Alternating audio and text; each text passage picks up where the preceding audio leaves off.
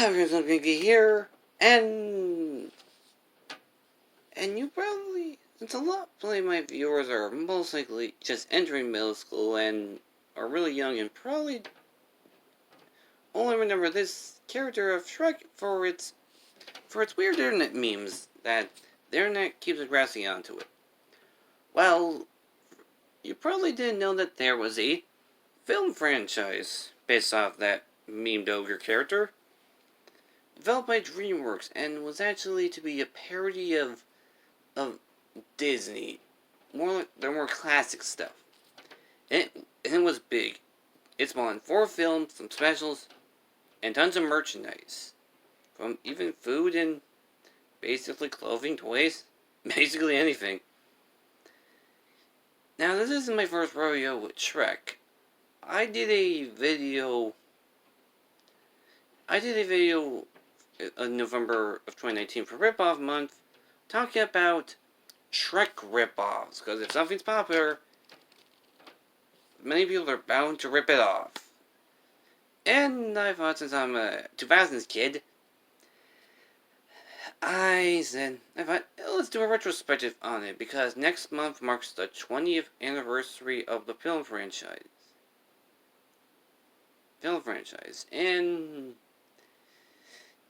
And this franchise, and given it would be something to do, I thought, let's do a retrospective on it. Now that you're caught up, let's get started.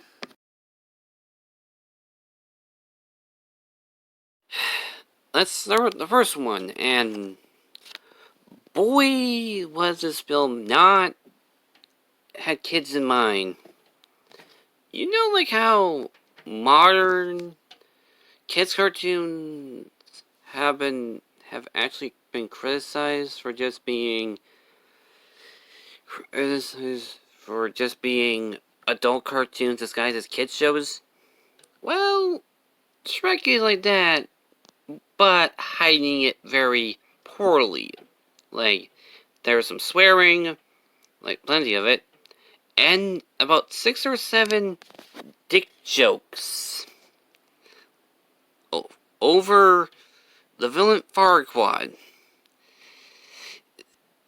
Like, there's a scene where Farquaad straight up has a boner. I'm not lying about that. Now, as a kid, I never really liked this film. I found it kind of boring, and as an adult, I still found it boring. But I'm guessing this one must have been this film made so much big buck and has actually been known for still having a little bit still loved. That it even got a re-animated called Shrek Retold by fans. And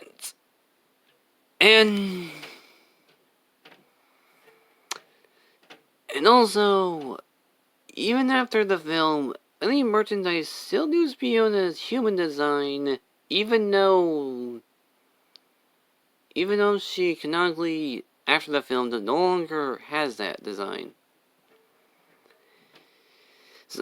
And, yeah, even in some movie time games that happened after the film. Now on to the second film, Shrek 2.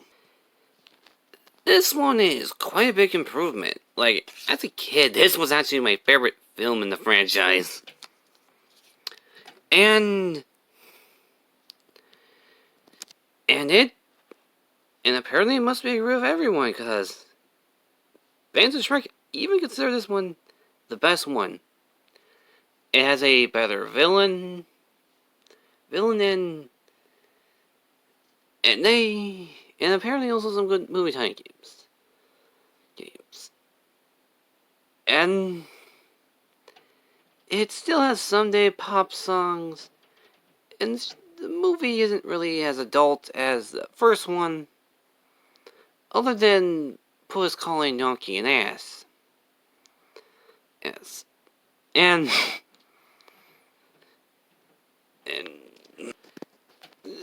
this film is quite what the first one tried to be, a parody of Disney films. And that's some fairy tale characters. Some that didn't even, that Disney hasn't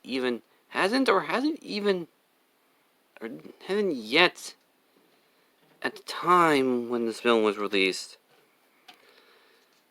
And I actually do remember getting a backpack that was promoting the film.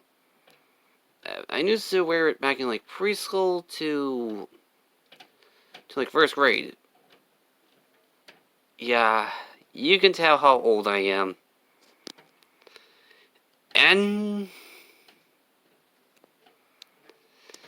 that's basically it I can get for the film. I do remember a Go-Gurt ad about it, but that's pretty much it about this one. Now on to Shrek the Bird. As a kid, I remember loving this film, but as an adult, it's roughly okay. But this film's villain has even raised the stakes. Prince Charming, the fairy godmother's son, who was the villain from the previous film, wants revenge of what Shrek did to him. And so he gets every villain in the Avengers style thing. Even the Little Red Riding Hood's a villain. Then again, the Baby White Wolf is considered a good guy, so not so likely. And the plot is that Shrek must get King Arthur because Fiona's mom is dirt. And that's basically much about it. But the pop songs are actually integrated well. And there's even an adult joke for Hooters. Not that Hooters. Wait, is that Your Movie Sucks? And this film does something that modern day films can't do nowadays. Girl bosses. Yeah, the many princesses become girl bosses to their free themselves. Also, this is also the film where Shrek and Fiona's kids appear. And oh my, the baby-faced versions of Puss and Donkey gave me the creeps as a kid. Also, King Arthur is voiced by Justin Timberlake, who would later voice Prince from Trolls. And about the merchandising.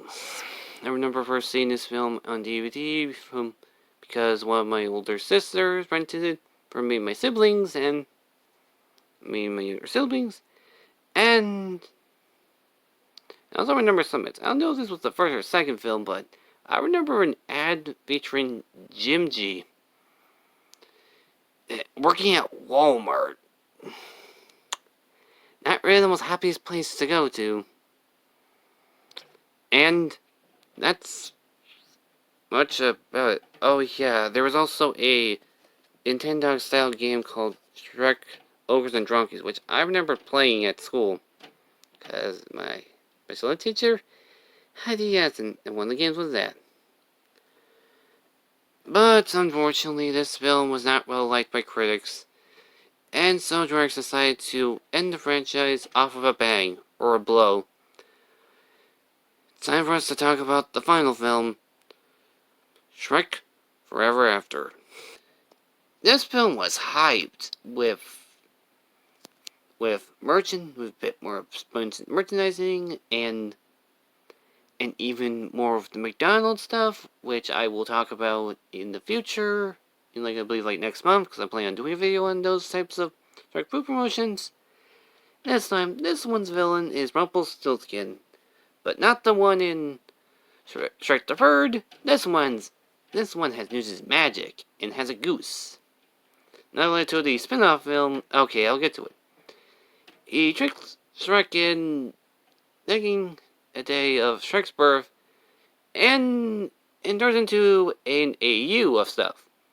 The difference is, Fiona's a warrior, donkeys become is now a carriage rider for some witches, this film's villain, who are Rumpelstiltskin's henchmen, imposes apparently Big Chungus but orange. And boy was the animation more amped up. Like, they've used a lot more, there are a lot more movements than the previous films. And overall, as a kid, I quite enjoyed it, but as an adult, I find it fine. And it was a good finale, unlike many others like Pixar who would say, oh, this was the finale? Nah, this one's the finale. DreamWorks said, no, this is the finale. We dumped so much money into it. Unfortunately, it did not have some quality control because one of its promotions got into controversy. For a McDonald's promotion for the adults, they did some Shrek promotional graphics, kind of like the previous film. One side would show their usual, regular selves, and the other side would show their AU selves. These glasses were later recalled because they had cadmium, a thing that can cause cancer. It took me until, 2016 to discover that.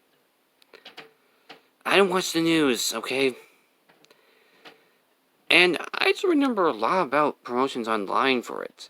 I've never seen a trailer. Actually, how they put it on was actually that thing they used in the trailer, the Do the Roar Kid.